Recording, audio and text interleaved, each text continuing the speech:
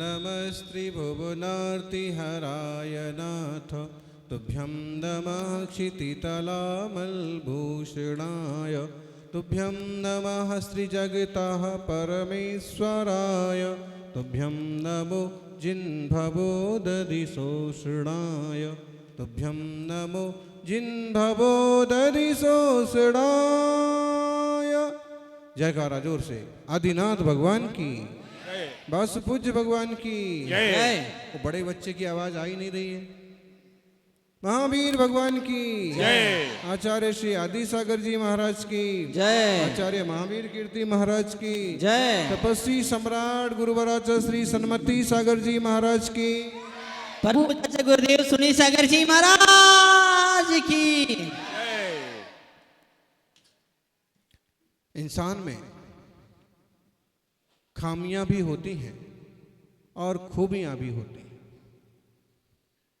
नफरत करने वाले खामियां ढूंढ लेते हैं और अपनापन रखने वाले खूबियां ढूंढ लेते हैं। इसलिए आप लोग खूबियां ढूंढना सीखिए ताकि लोग अपने बने रहें। अगर आपसे कोई नाराज हो जाए और रूठ जाए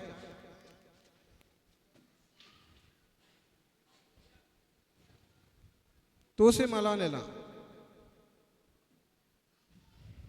क्योंकि कोई इंसान उसी से रूठता है जिसको अपना मानता है। बहुत देर तक रूठे रहना भी अच्छा नहीं होता है और बार बार का मनाने का मौका पैदा करना भी अच्छा नहीं होता है।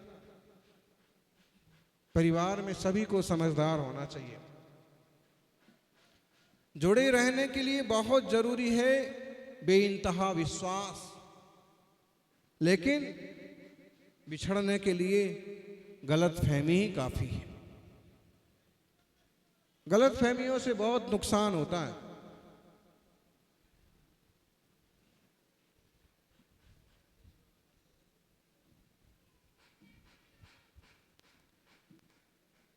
सौभाग्यशालियों, चुगली और गलतफहमी की धार इतनी तेज होती है कि खून के रिश्तों को भी काट डालती है। इसलिए चुगलखोरों से बचो, चुगली से बचो, गलतफहमी से बचो, गलतफहमी पैदा करने वालों से बचो, ताकि परिवार समाज अच्छे से आगे बढ़ता रहे।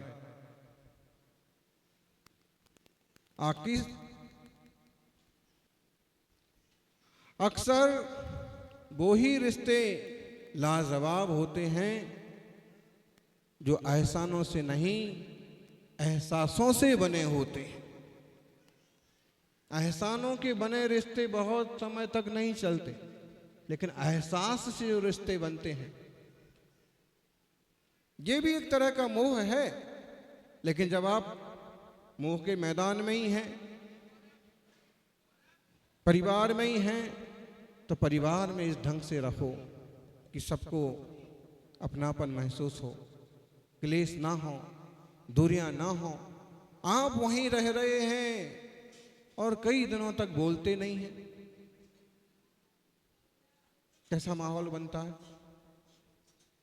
बिल्कुल शीत युद्ध जैसा, भारत पाक की सीमा जैसा माहौल बन जाता है कई बार। सीज फायर भी हो जाता है और फायर का उल्लंघन भी होते देर नहीं लगती। गुरुवर तपस्वी सम्राट कहते थे कि मौन रहना सीखो, मुस्कुराना सीखो। एक बार एक भक्त ने पूछा, भगवान मौन और मुस्कान दोनों में क्या अंतर है? दोनों के क्या फायदे हैं? गुरुवर ने कहा, मौन और मुस्कान दो शक्तिशाली अस्त्र हैं। मौन और मुस्कान ऐसे दो शक्तिशाली हथियार हैं कि कि मुस्कान से कई समस्याओं को हल किया जा सकता है। मुस्कुराते रहिए, बस समस्याएं आपो आप हल होती जाएंगी। मुस्कान से कई समस्याओं को हल किया जा सकता है और मौन रहने से कई समस्याओं को दूर से ही टाला जा सकता है। मौन है, हमें कुछ कहना ही नहीं।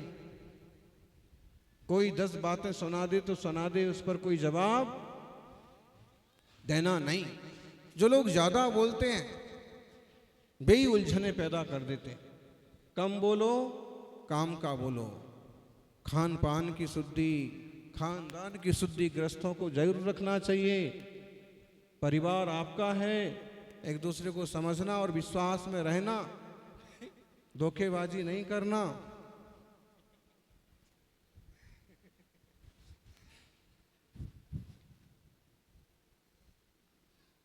ध्यान रखिए, जीतने के बाद तो दुनिया का कोई भी आदमी गले लगा लेता है, लेकिन हारने के बाद भी जो गले लगाए समझ लो वो अपना है। मुसीबतों में भी जो साथ दे समझ लो वो अपना है। इसलिए चाहे पति पत्नी का जोड़ा हो, चाहे भाई भाई हो, चाहे एक कुटुंब परिवार हो, इस तरह की समझ और समर्पण, विश्वास, आत्मीयता जरूर होना चाहिए।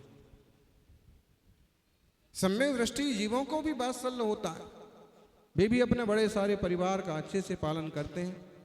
आज नन्हे मुन्ने बच्चों के भी जैनत्व संस्कार हुए और बालिकाओं के भी ब्राह्मी संस्कार हुए। ब्राह्मी की तरह इनमें अच्छे गुण आए, इन बच्चों में शुद्ध जैन धर्म के संस्कार आए। हमेशा के लिए मद्य, शराब का त्याग, नशे का त्याग सब लोगों का, जो सुन रहे हैं, होना ही चाहिए। इंसान का शराब का, मांस का त्याग तो संकल्प पूर्वक होना चाहिए। मांस, मच्छी, हड्डी, अंडे जैसी चीजें कहीं मिलती हैं, वहां जाना भी नहीं चाहिए। जहां नॉनवेज लिखा हो ऐसे होटल में भी नहीं जाना चाहिए। परसों कवि लोग आए थे।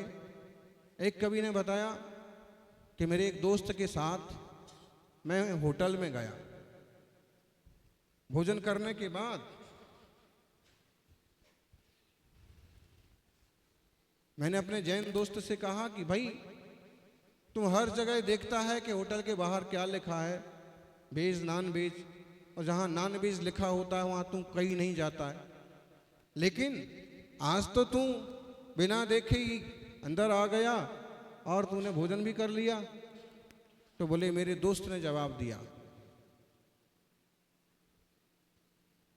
कि बाहर लिखा है जैन होटल। जैन का है, इसका मतलब है यहां कभी अभक्ष मिलने वाला ही नहीं है। मतलब पहले तो जैन लोग होटल नहीं खोलते, और कोई जैन साहब, कोई ब्राह्मण, कोई अच्छे व्यक्ति ने खोला है तो उसमें गड़बड़ चीजें नहीं होती हैं। और कहीं है तो वहां कभी जाना, पहले तो होटल में ही नहीं जाना, लेकिन कभी मजबूरी पड़ गई, जो भी है। ऐसे ही दिन भर टीवी नहीं देखना, मोबाइल नहीं देखना। पढ़ाई के लिए जितना जरूरी है, व्यापार बिजनेस के लिए जितना जरूरी है, उतना लैपटॉप, मोबाइल, टीवी का उपयोग करो, बाकी नहीं। किसी का फोन आए तो ही फोन उठाओ। माताओं, दिन भर फोन पर टिके रहेंगे तो पति को भी डाउट होने लगेगा कि मेरे से तो बात होती नहीं है, ये बात किससे करती। कितने बार कहोगे मैं माँ से बात कर रही हूँ, भाई से बात कर रही हूँ, तो दिन भर भाई से क्या बात करती, बहन से क्या दिन भर बात करती, रोज रोज किससे बात करती, और परिवार बिखर जाएगा। इसलिए बेवकूफी नहीं करना। परिवार कैसे चलते हैं? एक बार हमारा रुकना ऐसी जगह पर हुआ कि जिसके बाहर एक सब्जी वाले की दुकान थी। खिड़की से सब्जी बेचने वाले की आवाज आ रही थी। सब्जी बेचने वाली बाई का फोन बजा, उसने अपना फोन उठाया उधर से कोई बोल रहा था, उधर से क्या बोला वो तो बहुत पतली आवाज थी, लेकिन इधर से वो सब्जी वाली बाई ने समझाया, देख बेटा अब वो ही तेरा घर है, अब वो तुम्हारे माता पिता हैं, तुम्हें वहीं जिंदगी बिताना है। बाप के घर में बेटी जिंदगी भर नहीं रहती है। वहां क्या हो रहा है उसको कैसे टैकल करना, उसमें अपने आप को कैसे ढालना, ये तुझे सोचना है। सहनशीलता बढ़ा, सबके साथ रहना सीख, बड़ों का सम्मान करना सीख, और चुप करके बार बार मेरे को फोन मत किया कर। फोन करना है तो अपनी सास के फोन से फोन किया करो। और मैं भी तुझे कुछ बोलना चाहूंगी तो तेरी सास के फोन पर बोलूंगी, तुझे सीधा नहीं बोलूंगी।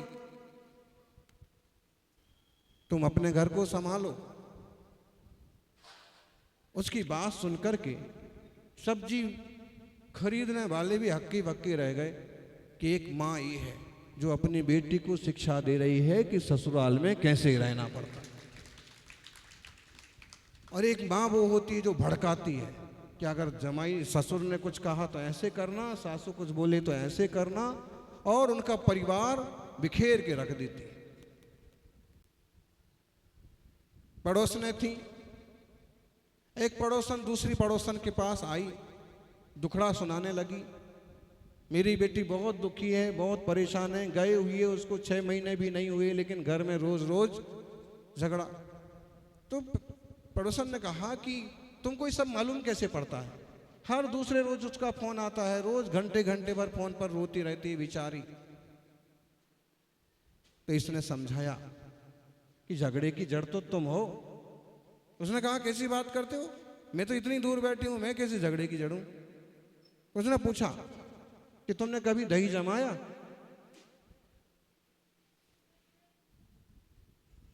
दुखी बेटी की मां से पूछा तुमने कभी दही जमाया? उसने कहा दही तो हर हफ्ते हर दूसरे चौथे रोज जमाते ही है। दही जमाने के लिए क्या करना पड़ता है? दूध में जामन डाल के उसको रख देना पड़ता है। कितनी देर के लिए? 12-14 घंटे के लिए, 4-6 घंटे के लिए उसको इस पर रख ही देना पड़ता है। अगर बार बार उसमें उंगली करोगे तो दही जमने वाला नहीं है। तुम्हारी बेटी क्यों ना हो, बार बार फोन करोगे, बार बार दुखड़ी सुनोगे, बार बार उसका पक्ष लोगे तो उसकी गृहस्थी भी जमने वाली नहीं है। उसके लिए उसके माँ बाप के दरवाजे खुले हुए हैं। उसे इसी चीज का अहंकार है। पति को, सासू को यही धमकी देगी मैं घर चले जाऊंगी, मैं वहां चले जाऊंगी। इसलिए बड़े लोगों को समझना चाहिए कि बेटियों का परिवार कैसे सेटल हो, बेटे का परिवार कैसे सेटल हो। सभी संयम और संन्यास के मार्ग पर जाने वाले तो नहीं हैं, तो भी जिस रास्ते जा रहे हैं उनका धर्म ध्यान पूर्वक बिना क्लेश के जीवन कैसे बने। एक गाड़ी के 2 पहिए हैं, जुड़ करके मिल करके चलेंगे तो टूटी फूटी गाड़ी भी कहीं से कहीं तक पहुंच जाएगी, और पहिए डिस्टर्ब हो गए तो सोने की गाड़ी भी क्यों ना हो एक जगह पड़ जाएगी। समझ में आया ना? गरीबी क्यों ना हो, कम पैसा क्यों ना हो, कम प्रतिष्ठा क्यों ना हो, लेकिन दोनों में जुड़ाव है, परिवार में जुड़ाव है तो जिंदगी तो सुकून से चलेगी। इस बात को ध्यान रखो। माँ बाप का इतना व्याख्यान इसलिए किया कि माता पिता का बच्चों पर जबरदस्त प्रभाव पड़ता है। ये नन्हे मुन्ने बच्चे देखते हैं कि माँ बाप क्या कर रहे, माँ क्या कर रही, पिता क्या कर रहे, किस बात को लेके झगड़ा कर रहे, किस बात को लेके तनातनी हो रही, वो यहाँ झगड़ा करते हैं और नन्हे मुन्ने बच्चे बाहर जाके रोते हैं, दोस्तों के साथ निकल जाते हैं, असहाय निराश महसूस करते हैं। इसलिए भारतीय संस्कृति में संयुक्त परिवार, संतुलित परिवार की बात कही गई।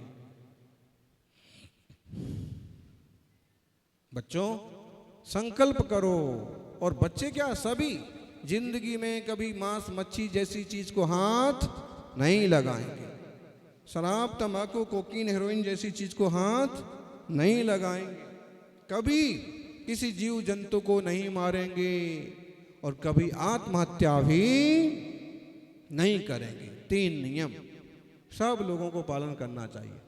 उसके बाद मंदिर अगर पास में है 200-300 मीटर पर है तो हर रोज मंदिर जाना, हर रोज कम से कम 9 बार नमोकार। कितने बार? छोटे बच्चे कितने बार नमोकार? कम से कम कितने? 9 बार। सोते वक्त मम्मी को बोलो 9 बार नमोकार मंत्र सुनाओ। खुद को आता है तो खुद जाप करो। उठते वक्त सबसे पहले क्या करना है? 9 बार नमोकार। परीक्षा देने गए सबसे पहले शुरुआत कहाँ से होगी? 9 बार नमोकार मंत्र। भोजन करने बैठे तो क्या करना सबसे पहले? 9 बार नमोकार। अच्छा, बड़े लोग हैं, कम से कम 1 माला रोज जाप करो। इससे ढेर सारी समस्याएं सुलझती हैं। भरोसा तो करके देखो। साइकिलिंग चलने तो दो उसको लगातार, फायदे कैसे नहीं होंगे भाई। गोली टैबलेट एक दिन ली, फायदा नहीं हुआ, दूसरे दिन फिर लो। अरे गोलियां तो तुम 6-6 महीने तक लेते हो, बोलते अब फायदा होगा, अब फायदा होगा, और दूसरे चौथे रोज फायदा लगता भी है। ऐसे ही नमोकार से भी फायदा होता ही है। जिन्हें अभिषेक करने का अभ्यास है वो अभिषेक करो, नहीं तो देव दर्शन तो रोज करना ही चाहिए। और ये जो जिन शासन है, ये जो गृहस्थी में जाना होता है ना, गृहस्थी बसाते हैं और 7 बार फेरे लगते हैं, वो 7 परम स्थान का प्रतीक है। 7 नरक की भूमियों को छोड़ करके 8म मोक्ष भूमि पर जाने का संकल्प है कि गृहस्थी में रह के भी हम ऐसे जीवन बिताएंगे कि दुर्गति के पात्र न बने। और 7 परम स्थान, सबसे पहले सत जाति की प्राप्ति हो, उत्कृष्ट जैन जाति में जन्म हो। दूसरा सदगृहस्थ, बढ़िया गृहस्थी वाला धर्म हो, जहाँ धर्म ध्यान हो, मुनि राजों का आहार हो, जैनेन्द्र देव की पूजा हो, स्वाध्याय चिंतन मनन हो, दान हो। फिर सरगृहस्थ के बाद पारिव्राज्य, मुनि व्रत लेके, आर्य का व्रत लेकर के जिंदगी का उत्तरार्ध तपस्या में बिताना। फिर सुरेंद्रता, जब कोई तपस्या करता है तो वो देव बन जाता है, इंद्र बन जाता है। फिर 5वां परम स्थान है परम सुख।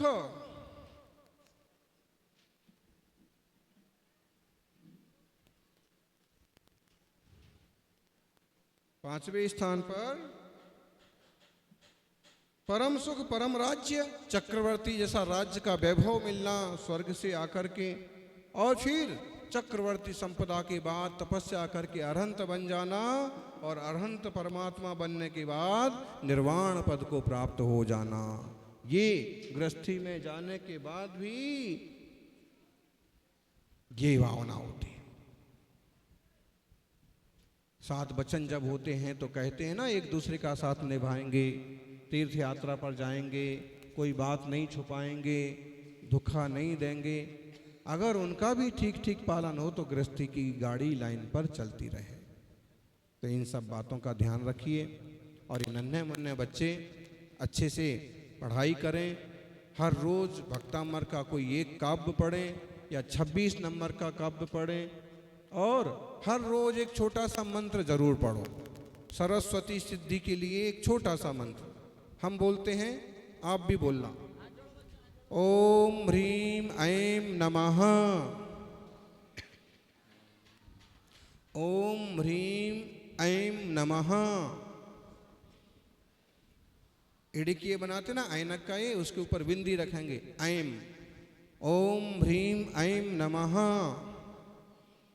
जोर से बोलो, ओम ह्रीम ऐं नमः। छोटा सा सरस्वती मंत्र है, इसका रोज 5 बार 10 बार 9 बार जाप करो। ओम ह्रीम ऐं नमः, ऐं नमः। अब दोनों हाथ जोड़िए, सब बोलिए एक साथ। नमो अरिहंताणम, नमो सिद्ध, हम बुलवाते, नमो अरिहंताणम, नमो सिद्धाणम, नमो आयर्याणम, णमो वज्झायाणम णमो लोए सव साहुड़म। पंच परमेष्ठी भगवान की। अब सब जने हमारी तरफ मुंह करो और सब अपनी अपनी थाली में से थोड़े पुष्प लो या फिर पीले सरसों चावल। लो, पीले चावल। ओम नमो भैवदो वड्डमाण सरस जस चक्कम जलंतम गच्छै आसम पायलम लोयाणम भूयाणम जयवा विवादिवा थंबणेवा रंगेवा रायंगणवा मोढ़ेवा सब्जी सत्ताणम अपराजितो भवद रख रख स्वाहा। उसमें नहीं डालना है, सब अपने सर पर डालना है ऐसे। सर सर खुला कर दो, दुपट्टा हटा दो सिर पे से। ठीक है। अब देखिए, अब हाथ जोड़ेंगे, जितने बार नमो बोलें उतने बार सिर झुकाना है।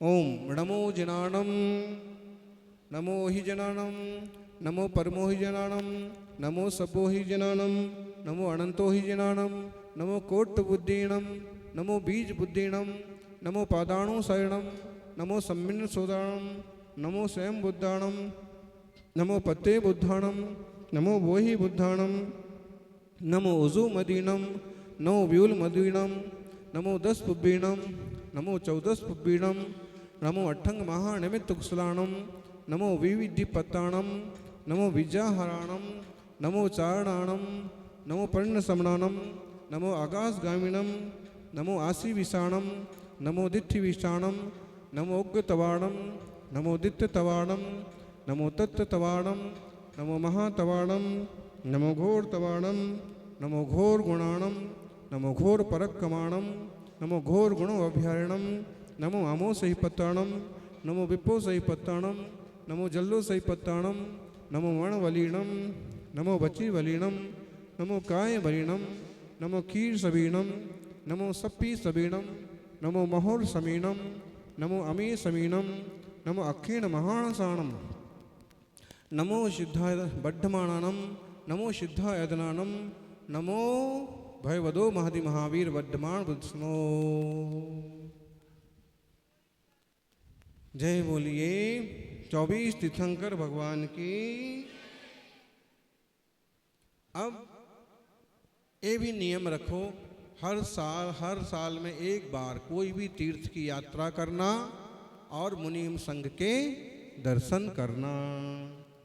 बोलिए एक साथ सभी। अच्छेमी पूजेमी वंदामी नमस्सामि दुख खो कम खो बोहि लाओ सुगई यवनम समाहि मरण जो। आप लोगों को नहीं आता, आप बुलवाओ। अच्छे बोलो अंचेमी पूजेमी वंदामी नमस्सामि